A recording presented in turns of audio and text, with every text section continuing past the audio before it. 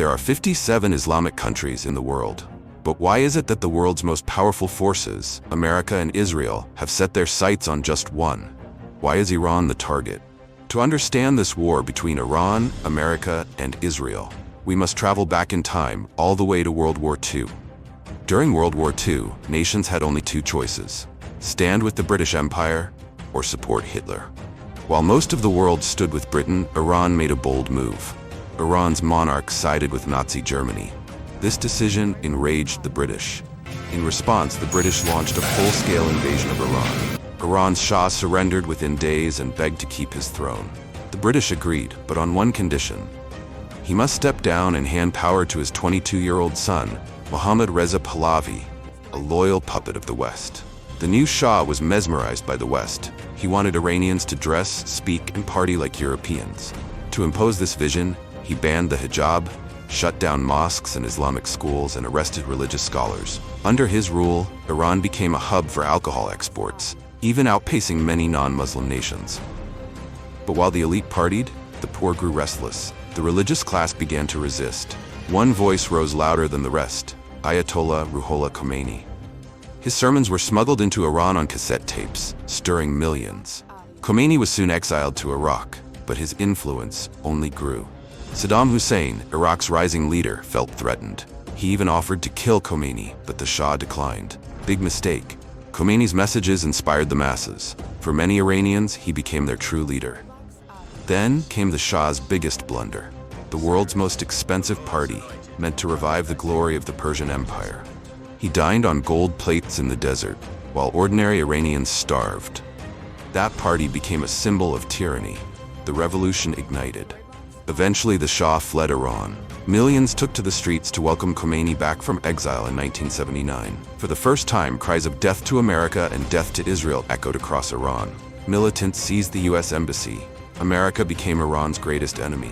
The Islamic Republic of Iran was born, with Khomeini at the helm. But next door, Saddam Hussein, fueled by U.S. and Arab allies, launched war. 8 brutal years of bloodshed followed. And yet, Iraq failed to topple Iran. Iran knew, as long as it lacked nuclear weapons, it would always be vulnerable. Then came a miracle. Its neighbor Pakistan successfully tested nuclear bombs. Secretly, Pakistani scientist Dr. Abdul Qadir Khan sent Iran the centrifuge technology to enrich uranium. It was the start of Iran's nuclear program. The U.S. was alarmed. President George Bush labeled Iran part of the axis of evil. Sanctions were slammed on Iran. Its economy collapsed. Despite denials, the world believed Iran was hiding nuclear ambitions. And then, Israel stepped in, pressuring the U.S. to strike.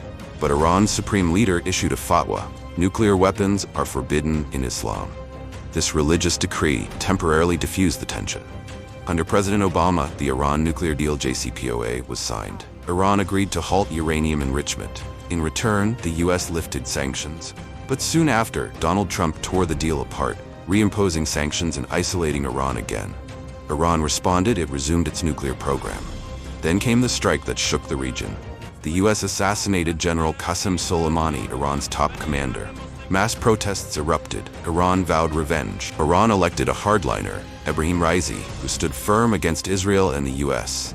He ramped up support for resistance groups across the region. But in 2024, he died in a mysterious helicopter crash. A year later, a new, softer president took over. He reaffirmed Iran's nuclear fatwa and quietly opened the door to diplomacy with the U.S. once more. But Israel won't wait. Iran is weeks away from a bomb. In June 2025, Israel launched Operation Rising Lion, bombing Iran's nuclear facilities. Iran retaliated with missiles, striking Haifa, Tel Aviv, and military bases. Is this the beginning of a regional war? Will Iran finally obtain the bomb? Will Israel strike again? And will America be pulled in deeper? This is not just a battle of weapons. It is a battle of ideologies, of survival, of sovereignty. The story of Iran versus America and Israel is far from over.